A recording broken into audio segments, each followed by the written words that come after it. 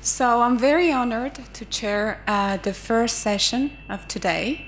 And let me invite our first speaker, Professor Remo Ruffini from Rome Sapienza. He's going to talk about gamma ray bursts, fundamental physics, and cosmology. Please. Physics will continue. The opinion seems to have got abroad that in a few years all the great physical constants will have been approximately estimated, and that the only interpretation which will be left to the physics and science will be to carry on measurement on the next inotterplesimal number. This was a sentence which was pronounced by Maxwell at the inauguration of the Cavendish Laboratory. And it's very interesting that this decimal number of precision received two profound change, conceptual, due to Albert Einstein and by Max Planck. Max Planck was mainly initially devoted to mathematics, and then he switched to a field with the dismay of some of his professors in physics. And the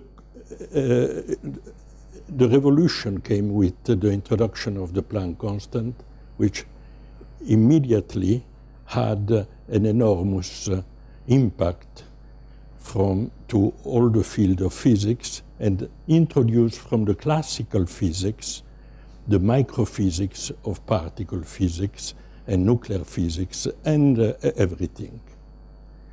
The other constant introduced by Einstein, the other dimension of length, gm over c square, was introduced again roughly 100 years ago, but very, very differently from the Planck case, which opened the field of microphysics. The second quantity, gm divided by c square, took almost 50 years before being confirmed and observed. And the reason of this is that, of course, you know, general relativity effects are very, very tiny and very difficult to measure. But after the first 50 years, suddenly in the observation of the Crab Nebula pulsar gave the first evidence of a discovery of a neutron star rotating 33 milliseconds. And this is a beautiful picture on the right of the two stars, one turning on and off. Each image is a millisecond apart, therefore 33 millisecond periodicity. And this was the first evidence for the existence in the Crab Nebula of a neutron star. This object, which was discovered by the Chinese in 1054, only 50 years ago gave the proof that the energy of this object was coming from a neutron star. The shock, the interest was enormous, and in those days I was in Princeton with the guiding of John Wheeler here on the left, and Tullio Regge here with us. And immediately John Wheeler had the courage to send us forward and study not only a neutron star. He said, too many people will study neutron star, let's move farther away on. And we wrote this interesting article introducing the black hole. But before looking at the sky, we develop the theoretical aspect of a black hole. And the theoretical work was made possible by a publication of of 2 pages in PhysRev Letters, one of the very few papers written by Roy Kerr. And that solution of few equations gave the understanding that an object gravitationally collapsed, further from just being a sink of energy, could be, due to the rotation, a source of energy. And we celebrated this a few months ago here with Roy Kerr in the back, myself, and Stephen Hawking. And indeed, the theory of black holes, as you know, was a complicated action which took place practically in 1.5 years, from September 17, when Christodoulou introduced the formula for the black hole rotation, and then later on, Christodoulou and myself with the general formula up there, and then Hawking introducing the theorem that the surface area has to increase, and then finally the complete set of equations, the mass formula, the surface area, and the monotonical increase of the surface area. Well, all this is history from, but let's go a little further.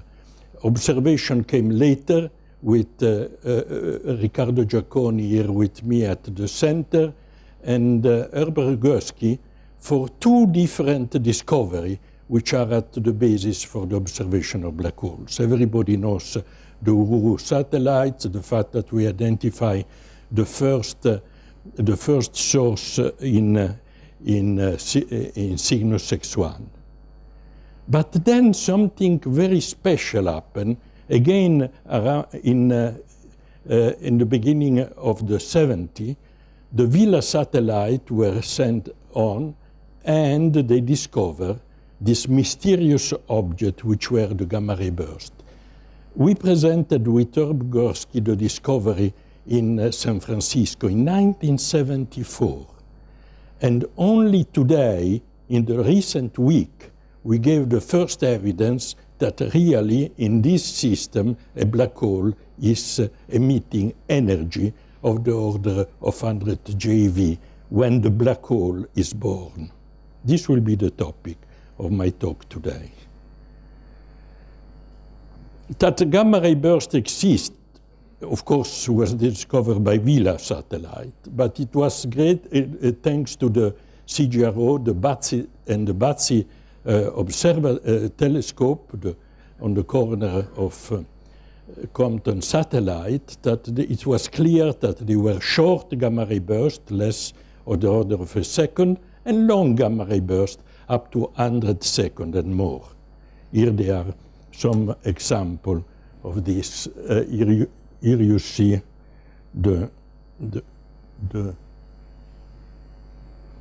well, anyway, the short and the long, the fact that they are isotropically distributed in the sky was a big mystery initially, and nobody knew what the distance of this object were, what the energetics. The number of theory increased much more than the number of bursts.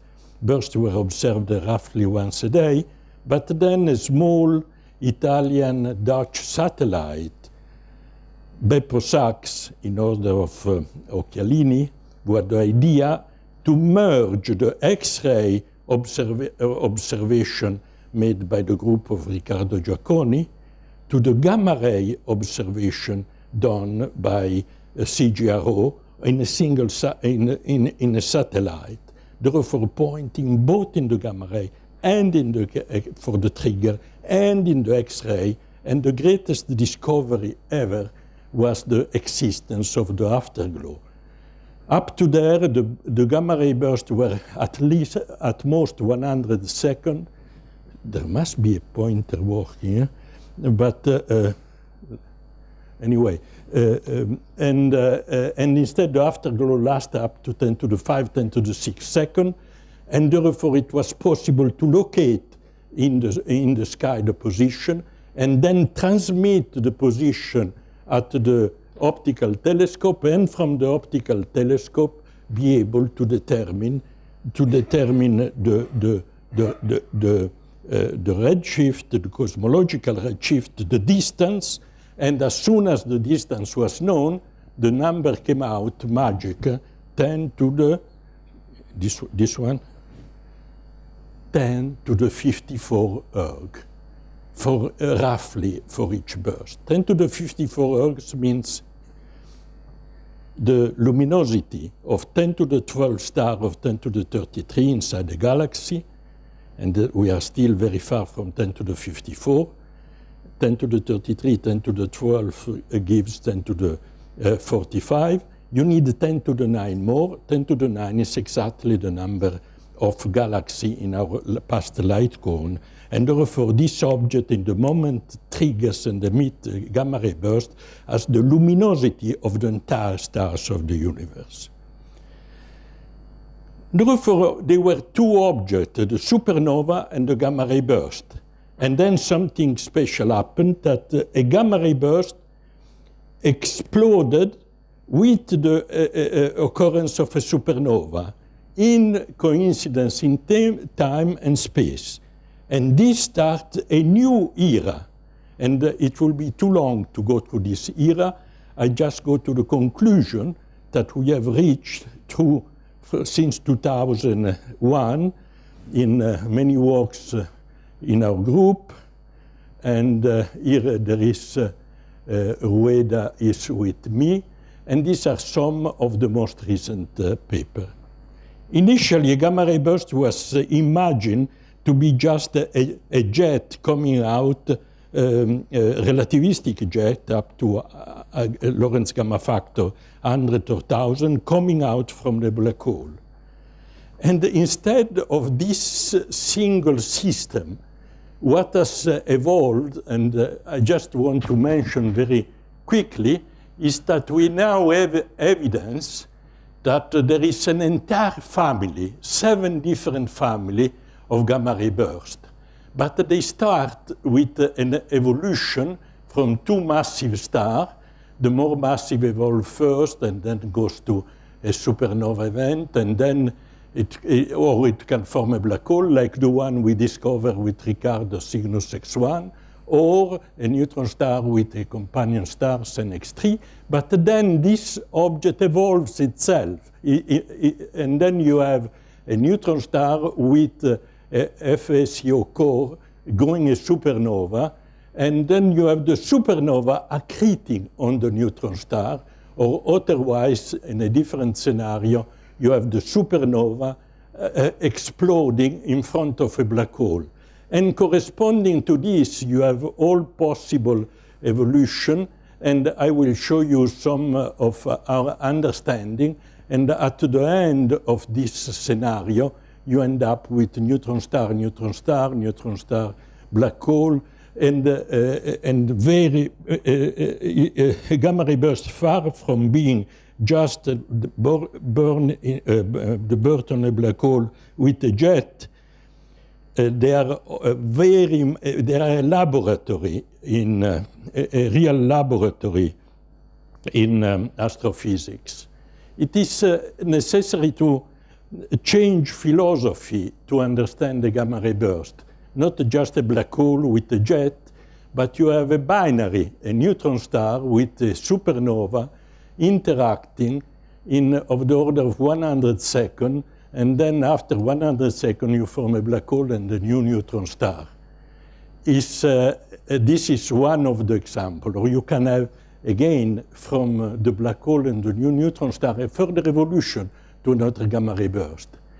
A philosophy which is very acquired in particle physics, where you have a plus and minus going to plus mu minus, The time scale is different because here you have a classical system, there you have quantum system. But anyway, we find this very exciting. And let's give 3 examples of this new science, which is the science of gamma-ray burst. The first point, which was very important to study, again with Rueda, with Jim Wilson initially with Zeldovich and Fryer and the people at Los Alamos, has been to study a supernova exploding with nearby a neutron star. Imagine that when a system like that occurs, you have a transfer of 1 solar mass per second from the supernova, which is typically 7 solar masses, into the neutron star. And the neutron star is a fantastic amount of new physics, the one that we developed with Wilson Zeldovich and then developed much further with Rueda up to the latest publication last month, is the way this accretion can occur is the emission of neutrino.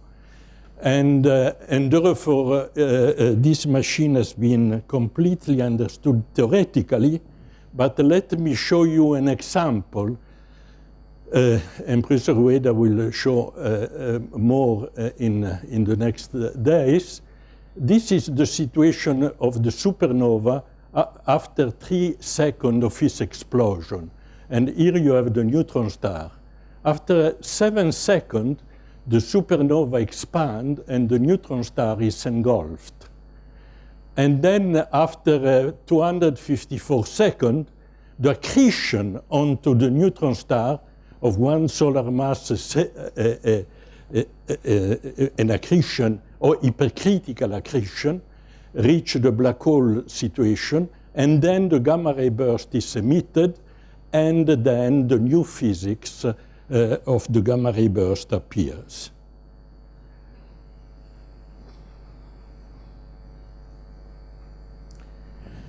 But when you have this supernova explosion and the GRB inside, this GRB in one direction goes to infinity and is the usual GRB we have been traditionally observed, the long GRB, but there are associated phenomena when the radiation from the GRB impact on the supernova which just exploded.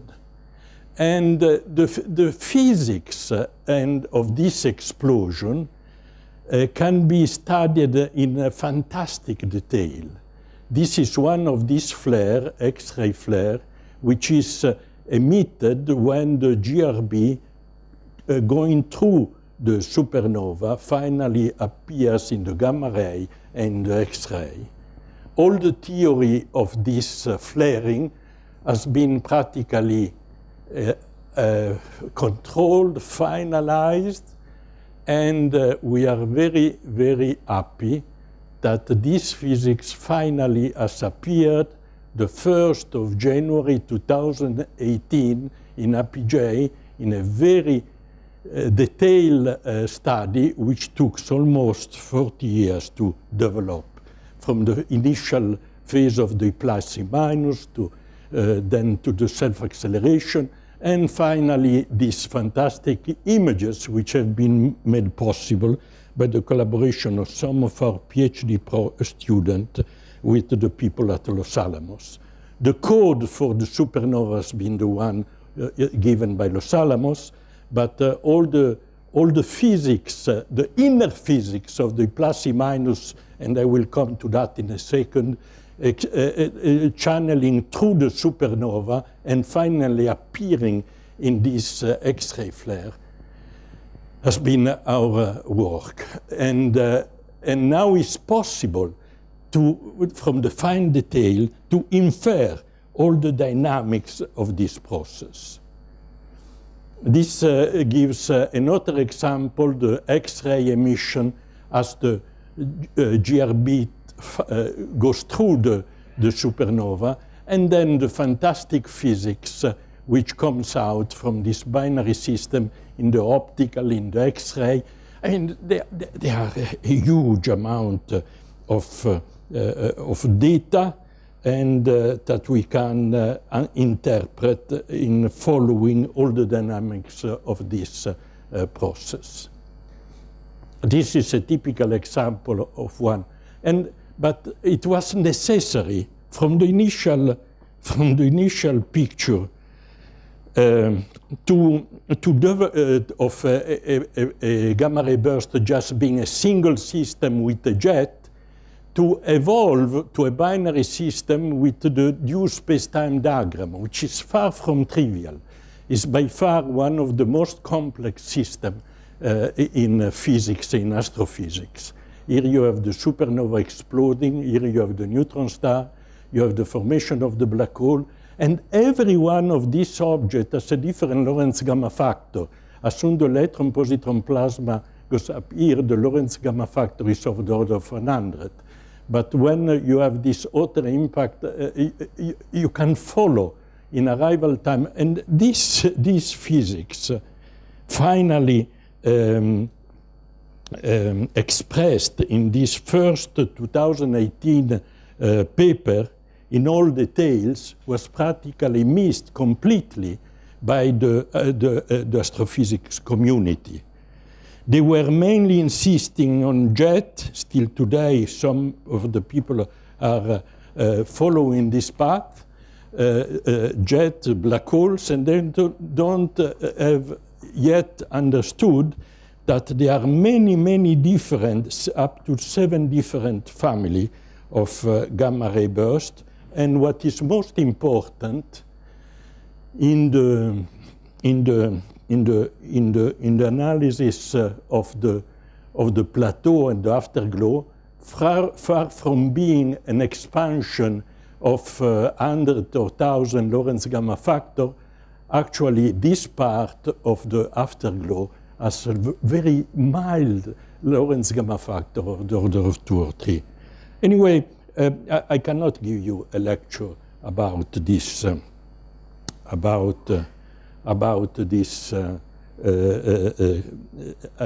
just to give you some of the latest news. Therefore, they exist different gamma ray bursts as a function of the accretion rate. If the neutron star reaches the critical mass, you form a black hole. If the accretion is not sufficient, then you just increase the mass of the neutron star, but you don't form a black hole. And then let me give you one of the latest and most important results. In the case of two neutron stars coming out, again, let's go back a moment to the general picture. Here.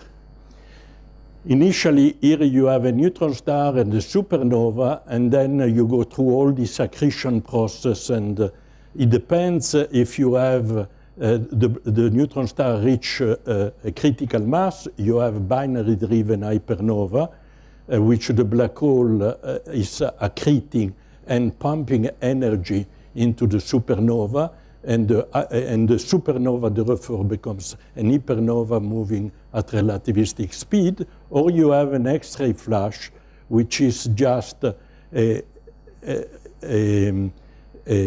supernova expanding with a neutron star companion, but not reaching the critical mass. Typically, the energy of these two systems, the X-ray flash, the name X-ray flash because the energy cannot reach maximum 10 to the 52 ergs, is much less energetic and has a different phenomenology than the binary-driven hypernova when a black hole is formed, when the energy is up to 10 to the 54. Therefore, even from this system, a neutron star supernova system, you can form a different subclass of gamma ray burst, the one with only a neutron star and a supernova around, a hypernova, or a black hole with a new neutron star formed by the supernova in a binary system left over. Therefore, this system can form a black hole plus a neutron star binary. This other system, where you don't have a black hole form, you end up with a neutron star binary. Therefore, from the initial GRB here, you go to a next phase of from long GRBs. You can form by evolution the neutron star binary and then the neutron star merger, which can form either a black hole or a neutron star merger to a massive neutron star. This just to give you one of the many, each one of these is originate a gamma ray burst. A long gamma ray burst and X-ray flash, then neutron star forming again a black hole and what we call a short gamma ray burst, or one under critical of energy, what we call a short gamma ray flash. Or otherwise, you can form in this direction, you form the black hole plus a neutron star, and then neutron star plus black hole merge again to the black hole. This is a laboratory. It's not just one jet with a black hole. In fact, only a subset of gamma ray bursts form a black hole, namely only the one, the binary-driven hypernova, or the short gamma ray burst. The other one don't lead to a black hole. And therefore, let's see a moment now a little bit something very new, if you allow me to mention, about the case of a binary neutron star binary forming a black hole. And this is the fantastic result which we just sent for publication. This is time from the formation of the black hole from the merging, and after a fraction of a second, you see a JEV emission coming out with a very, very clear power law behavior. We have here 6 of short GRBs, and there is a universal behavior of the luminosity, erg per second, as a function of time. And from this, now if you know the energy emitted as a function of time, you can, from the energy requirement, estimate the mass and the spin of the black hole which pays for this energy. And if you compute that, you can obtain that the particle, the black hole initially has a mass of the order of 225, 229, 227. You can measure the mass of the black hole, and you can measure the spin of the Kerr metric. And this has been really fantastic. And 225 is exactly the amount that you expect from a neutron star of 1.2, 1.3 solar masses, just going over the gravitational collapse, the critical mass of gravitational collapse. Okay?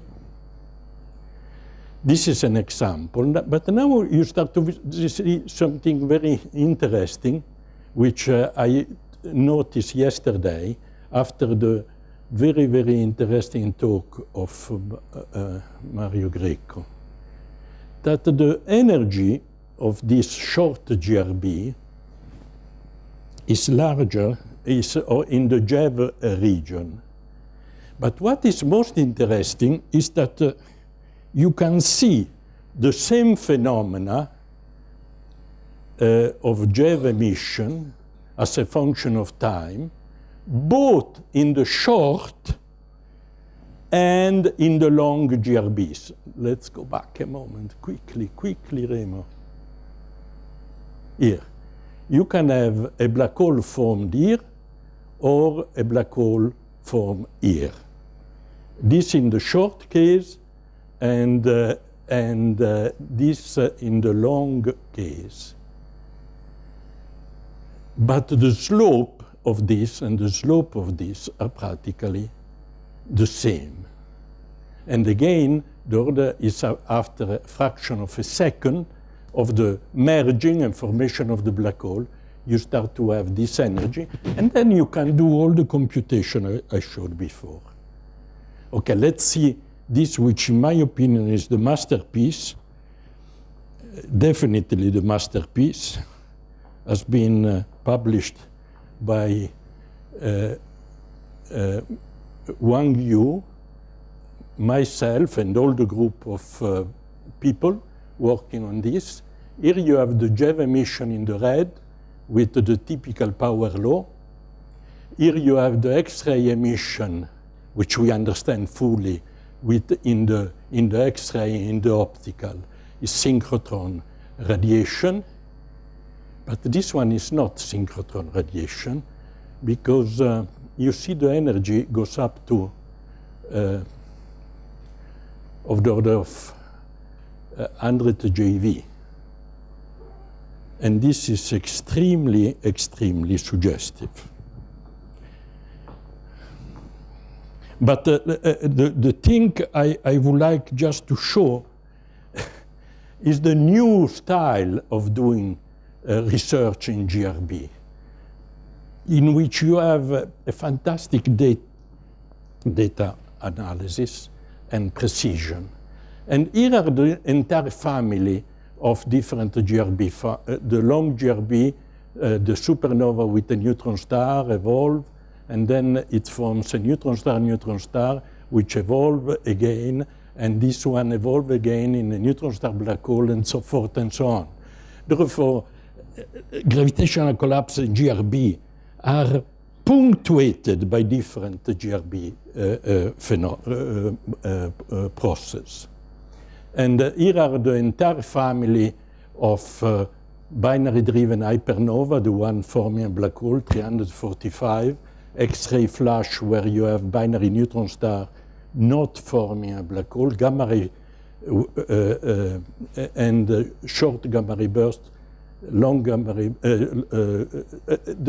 the 7 different family of gamma ray burst. Therefore, we know a huge amount of detail and physics in this system. And of course, it was necessary to do this work. It was absolutely necessary to make this space-time diagram, which we have been able to do in some 20 years of work. But the GRB community is still not able to do this analysis and to still stick to this idea of the jet when the gamma ray, this observation in the X-ray and in this region of the afterglow X shows that the Lorentz gamma factor is quite smaller by comparison to the one which is still in some group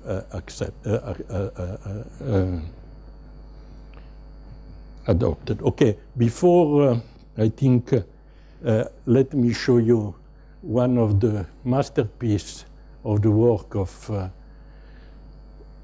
a student from Colombia, Laura Becerra, who is sharing the possibility to work at Livermore from using the Pescara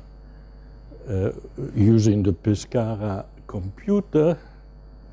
And here you have some of these images, the supernova exploding after 40 seconds and accreting onto the neutron star.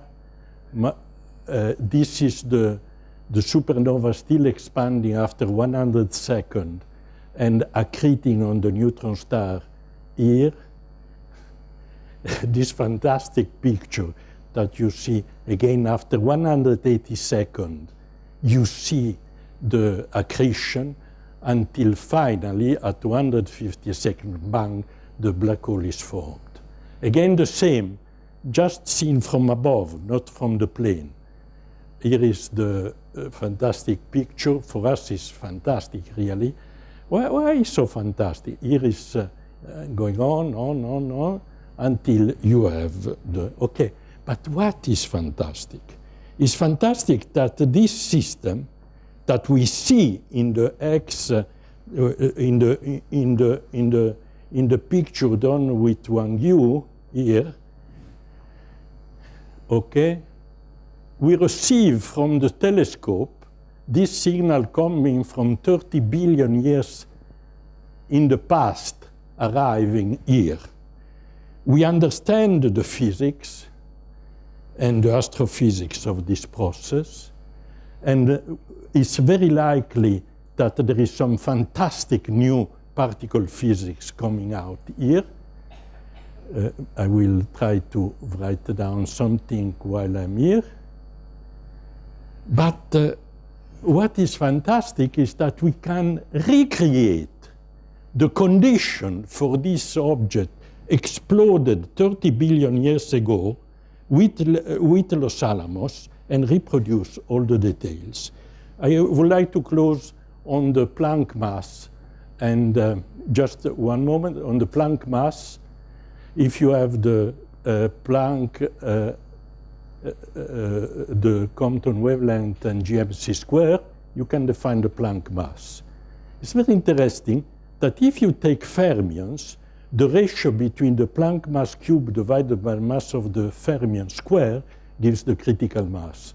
And the same one, if you have bosons, you have again the Planck mass divided by the mass of the boson, giving the critical mass.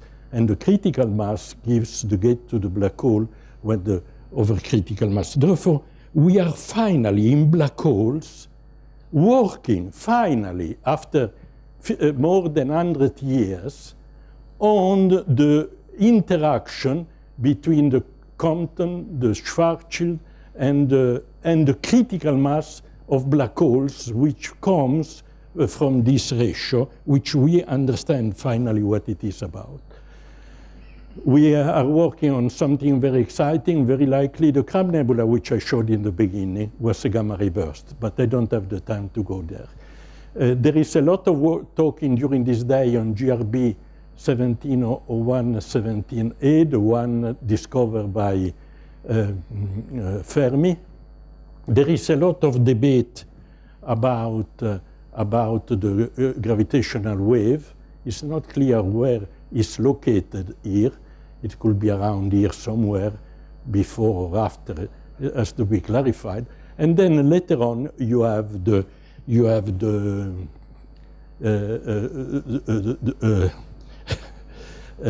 emission from the optical infrared emission from the kilonova.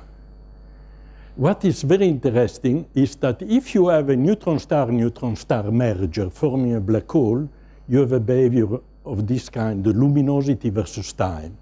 If you have a neutron star going to a massive neutron star, we have shown this some time ago, it's published. They join together here. And either neutron star forming a black hole, or neutron star forming a massive neutron star. But they merge. And here you have the kilonova. And if you have a white dwarf neutron star, again, they merge. And here you have a kilonova. Therefore, what is clear from the gamma ray burst physics, what is clear is that the kilonova here is common. It's something which happens all the time, either in a neutron star forming a black hole, late in time, or neutron star forming a massive neutron star, late in time. I don't have time or neutron star white dwarf, going to this region. The only thing is that in this phenomena, which is under observation today, we have this situation that you have the data from Fermi, then this is something complicated, which we don't understand yet where it stands. But in usual space-time diagram, following Minkowski, one event is very clear, is when the Fermi gave the signal. Then there is all this space-time which we are trying to understand. The existence of kilonova in the last stages of evolution of short GRB, short gamma ray flash gamma, is always happen, and the best example is but this example which we are studying now, 2017, cannot go together with the merging of two neutron stars forming a black hole, or two neutron stars forming, because there is no disemission observed. Therefore, this is as much as maybe I will write up this a little bit more in detail, but it's a very, very exciting moment, and this is the conclusion. Kilonova are usual, they can exist, but in this case, not vice versa. I mean, in this case, cannot come from a neutron star, or a neutron star from a black hole. There are more details, but I would like just to take the occasion to mention the collaborator and go back now to the first GM divided by C square. I was always convinced since my student year, when I went to summer to CERN as a student, Amaldi sent me to CERN. I came back and said, well, I am very impressed by CERN, but I would like to go in a field in which the theory is on the opposite. Plenty of theory and no observation. And will come one day that the theory of general relativity and the observation will finally merge together. We are reaching this point. And this is just one beautiful example of this interaction between general relativity and particle physics and all fundamental quantum physics. Professor Ruffini for the talk. So, is there any questions? Yeah, please. You had a slide which stated a possible connection to the Higgs particle. Somehow you didn't mention what the connection might be. No, it was something which came to my attention after yesterday's talk by a beautiful talk by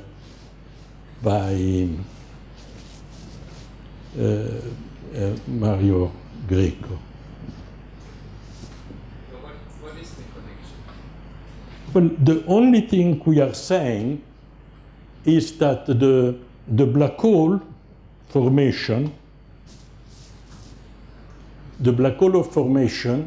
is linked to the JEV radiation, and that the JEV radiation is universal in all long and short GRB, has the same power law.